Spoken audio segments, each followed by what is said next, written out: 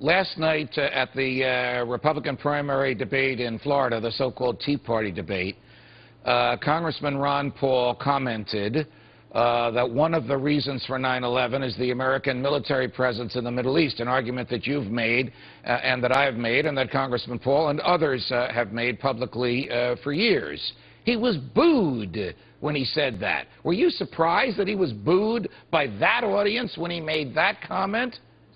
Well, so I think he was booed a bit, but I think more people applauded it when he said it. He was booed after the person carrying the water for Israel, former Senator Santorum, came out and criticized him for saying something that he never said. Ron Paul never blamed America. What he said is America needs to understand the motivation of its enemy. Our enemy started the war, but they were motivated in large part by our foreign policy. But for the last 2 weeks, Judge, the pro-Israel newspapers, websites, especially Commentary magazine, have been attacking Ron Paul as someone who is offering a noxious explanation. And their message has been that Mr. Paul blames the United States for 9/11. He never said that.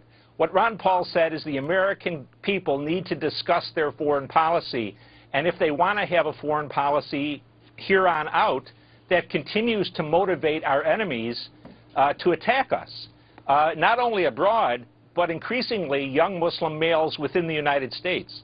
Why do you think neocons want to silence or crush politically Congressman Paul? Because we have no interest in the clash between the Palestinians and the Israelis. There is no interest there for the United States. There are no natural resources. Israel's manpower has never been used to help us do anything. And certainly the Palestinians have nothing to offer us. If it was ever explained adequately to the American people, they would realize that we're sticking our nose into an unresolvable religious war that only brings America pain in terms of blood and money. And there's also a crunch point coming up. The whole Islamist movement, Judge, is going to be revived, if you will, and empowered if we block the Palestinians' application for statehood at the UN later this month. Right. Ron Paul is exactly right. We should just mind our own business. This has nothing to do with U.S. interests. Michael Scheuer, thanks for joining us. Yes, sir. Always a pleasure.